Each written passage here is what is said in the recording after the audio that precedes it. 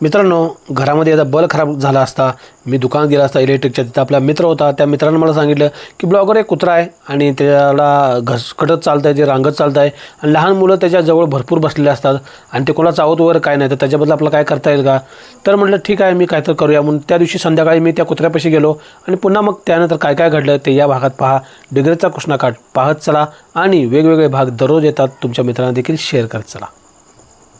मित्रांनी सांगितल्याप्रमाणे मी ज्या घराजवळ पोहोचलो, ज्या ठिकाणी ते रेस्क्यू करायचं कुत्र्याचं पिल्लू झोपलं होतं काळ्या कलरचं, पण त्यासोबत आई देखील झोपले. यावेळी तिला डिस्टर्ब करणं रिस्की होईल, कारण की ती आई कदाचित आपल्यावर अटॅक करू शकते. अहो बसते ती आणि जाते ती आत कुत्र्याला ते पिल्ल्या धरलं तर वाचवा. रात्री काय करता येण्याजोगं नव्हतं. मग दुसऱ्या दिवशी सकाळी एका ठिकाणी मी पाहिलं,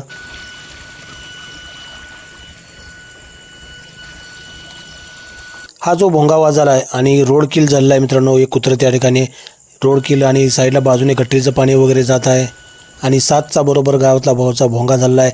आणि मी गावच्या डॉक्टरसाठी, सरकारी डॉक्टरला दाखवायचं म्हटलं त्या कुत्र्याला नक्की काय झालं आहे यासाठी वीटभट्टी आलो आहे त्यांना हुडकायसाठी, त्यांना शोधण्यासाठी मी वीटभट्टी आलो. तर दुपारी 12 वाजले होते तरी अजून मी काही जेवण वगैरे केलं नव्हतं. म्हटलं पहिला ते कुत्र्याचा प्रश्न मिटवायचा आणि मगच काय ते करायचं आता. आणि आमच्या गावात तिथे वीटभट्टी आल्यानंतर मॅनेजर म्हणून कामाला असला एक मुलगा आहे, तर तो आपला बंडू भाऊ आहे. तर बंडू भाऊ या ठिकाणी गावातील पहिला रील स्टार आहे. 10 वर्षापूर्वी त्याने रील व्हिडिओ वगैरेच करायला चालू केले. ते आमचे गुरुच म्हणा ते. मग आणि या ठिकाणी खाली गेलो मी, तर त्या ठिकाणी कोणतं सांगितलं की डॉक्टर तिथे नाही आहेत, ते गेले दुसऱ्या ठिकाणी. आणि या ठिकाणी एक माणूस बघा मोबाईल बघत बसला आहे. विटा थोड्या पावसाने कालच्या थोड्याशा खराब झाल्या आहेत. मोबाईलच्या सावलीमध्ये काम करून दमल्यावर तो थोडासा एंटरटेनमेंट करण्यासाठी इथे बघत बसला आहे मोबाईल.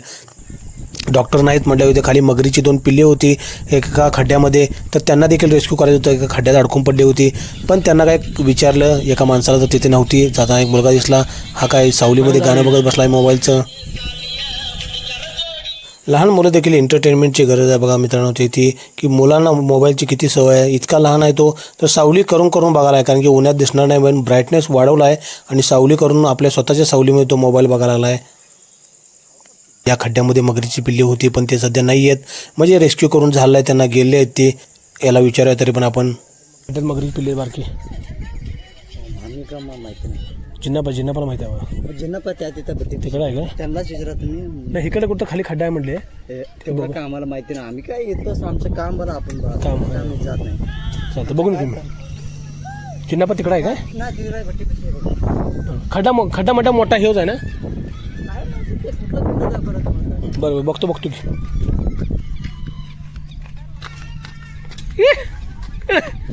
भाग. लहान मुलगी बघा हातात खोरण फावडं घेऊन आनंदाने हसून काम करायला लागल्या.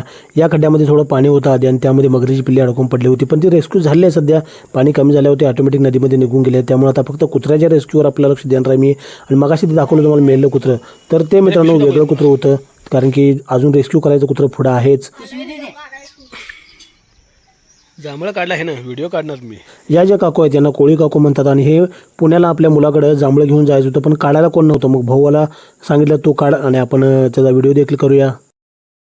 जांभूळ पिकल्या झाडाखाली ढोल कुणाचा वाजतो, कोळ्या काकूचा वाजतो. त्यांना काढून दिल्याबद्दल थोडंसं आपण देखील भेटलं. आणि पुन्हा रस्त्यावर एक मुलगी बघा कशी आईला मदत करताय. धुवून लाव, जोरात साबण लाव, धुवून काढ. आणि आपण या साईडला का वळलेलो आहे, तर या झाडावर पेरूच्या बुलबुल पक्ष्याचं घरटं दिसते आणि त्या घरट्यामध्ये काय आहे याची उत्सुकता मतात लागून राहिली होती. पिल्ले आहेत का अंडे आहेत. पण पाहावं म्हणून एका गाडीमध्ये तिथेच चढलो मी एका गाडीवर आणि पाहावं तर अंडे आहेत मित्रांनो. अंडे आहेत आणि अंडी खूप छान अशी 3 अंडे आहेत. आणि थोड्या वेळानंतर बुलबुल पक्षीला तिथे चाहूल लागली की कोणतं आलेलं आहे आणि अचानक ते ओरडत तिथं आले.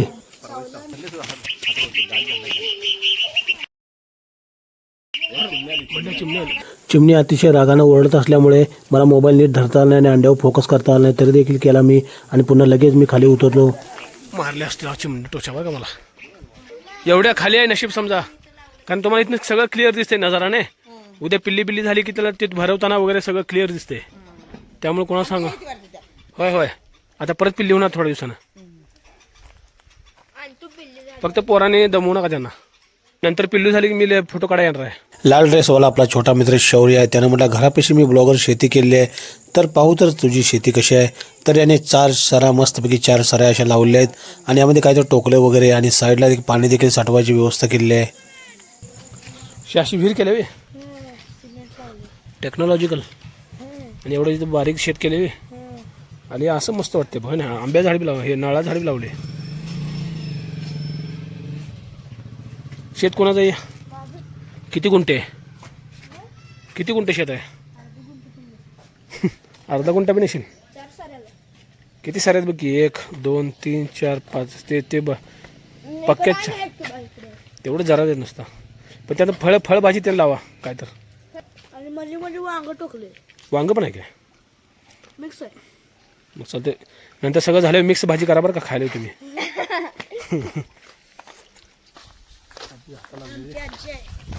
कृष्णाकाठच्या या रोडवर डिग्रजच्या मी पहिल्यांदा झालो आहे आणि या ठिकाणी फुलं पाहू शकता तुम्ही. पानं नाहीत त्याला, पण फुलंच किती गच्च बसल्यात आणि कागद चिटकाव्यासारखे वाटायला लागले आहेत. काहीतरी शोचं झाड आहे आणि अशा प्रकारे भरपूर शोची झाडं त्या ठिकाणी आहेत. हे देखील कशाचं शोचंच दिसतंय. खजूरचे बी आहे ते खजूर खायला चालते काय? पुन्हा पुढे खजुराचं देखील एक झाड आहे. हे बघा इथं खजुराचं. ब्राह्मण नाही घर करूया की घर कसा शेवट का टॉप घर आहे. ओरले भारी आहे. ओरले भारी. नॅचरल मेहंदी झाड मित्रांनो, ही जी आहेत 2 मोठी ही नॅचरल मेहंदी आहेत. आता ही नॅचरल मेहंदी कोण जास्त वापरत नाही, पण या पानामध्ये कात घालून वगैरे नॅचरल मेहंदी केली जाते. मेहंदीचा नाळ अडकलाय. मेहंदीला मेहंदी फुटला येईल का? आमच्या गल्ल्यात त्या ढीक झाड आहे. मेहंदीच्या पानावर मन माझे गुंतियले. अशा प्रकारे हे मेहंदी झाड आहे. नॅचरल मेहंदी वापरत चला मित्रांनो, केमिकलची मेहंदी लावण्यापेक्षा असा सल्ला मी तुम्हाला नक्की देईन.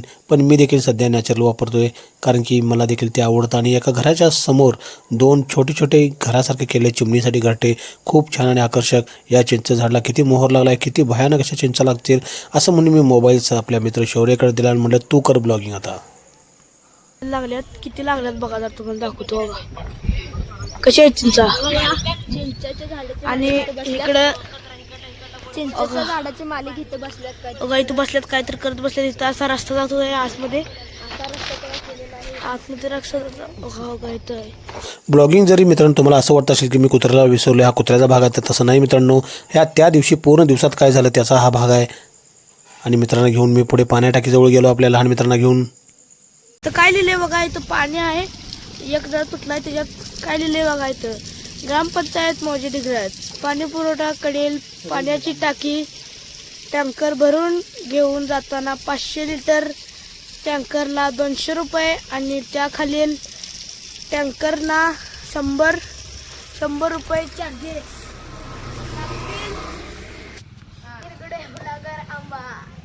आपल्या जगा छोट्या मित्राला झाडाला लागला, आंबा घेतला आणि याच ठिकाणी ते कुत्र्याची स्पॉट आहे. या ठिकाणी ते कुत्र्याला पाठीवरून हे बघा, हे त्याचा कुत्र्याचं दुसरं पिल्लू आहे आणि हे पाणी नक्कीच त्या कुत्र्यासाठी ठेवलं असणार ज्याला लागलेलं आहे. आणि त्याला आता आपण काहीतरी करायचं आहे. त्या दिवशी पूर्ण काय काय घडलं त्या संदर्भात आहे. आणि या ठिकाणी शांत बसलो असता स्वस्तिकाचं झाडाचं फुल हातात घेऊन बसलो आहे आणि मला थोड्याच वेळात ते कुत्रं दिसलं. हां मित्रांनो, हे बघा कुत्रं त्या दिवशी रात्री पाहिलं त्यामुळे लक्षात आलं नव्हतं, पण आता लक्षात येते. केला स्पाईनला मार लागला आहे. म्हणजे या बरोबर बरगडीवरून गाडी गेली आहे, त्यामुळे त्याचा स्पाईन पूर्णपणे खराब झाला आहे मित्रांनो. म्हणजे त्याचा मज्जारज्जू पूर्णपणे तुटला आहे आणि त्यामुळे हे चालताना त्याला चाला येत नाही. 2 पाय चांगले आहेत पण 2 पाय ते घसरत, 2 पाय घसरत ओढत जाते. आता याला काय करावं लागेल म्हणून मी राहतला फोन लावायचं ठरवलं. राहत ही प्राण्यांची केअर करणारी संस्था सांगलीमध्ये आहे आणि त्याचा कॉन्टॅक्ट नंबर घेतला मी आणि फोन लावला आणि त्यांना बोलवून घ्यायचं ठरवलं. आणि दिवसभरात थांबायचं म्हटलं. आज दिवसभरात काय झाले, ह्याला जगणं खूपच अवघड आहे मित्रांनो, कारण स्पाईन पूर्ण तुटले. पण शांत आहे मित्रांनो, अजिबात कोणाला काही करत नाही, चावत नाही वगैरे. बघूया त्यांना तर विचारूया काय करायला लागेल ह्याला, कारण जखमा वगैरे ह्याला होण्याची शक्यता भरपूर दिसते कारण पाय घसरत चालले. आता बघूया याच्यासोबत काय करायचं. आपण असं घरला जातो ना, डिगरच्या कृष्णाकाठी मी बसवेश्वर मंदिराजवळ आणि आपल्या शाळेजवळ जाताना राहत संस्थेला फोन लावला आणि सांगितलं की अशा प्रकारे कुत्रा आहे आणि ते म्हणले की तुम्ही तिथे थांबा, आम्ही आलो 2 तासात. तर त्यांनी गाडी घेऊन नक्की येणार होते. मग मी पड्डीच्या घरात जाऊन जेवण केलं कारण की मला आपल्या त्या कुत्र्याचा पूर्णपणे व्यवस्था करायची होती. राहत ही ॲनिमल संस्थेची गाडी आलेली आहे.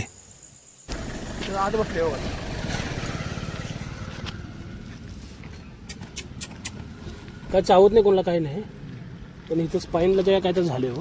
पहिलं 2-3 महिने व्हायला लागलेत बा, तिथं जखमा होते त्या मुंग्या बी लागल्यात मागे सगळे. चावील चावील बघा. हां नग लागेल जाता दादा बघा पूर्ण गेले आणि मग हे जखमा व्हायला चालू होते तिला. तर असं ठेवून काही सुद्धा उपयोग नाही.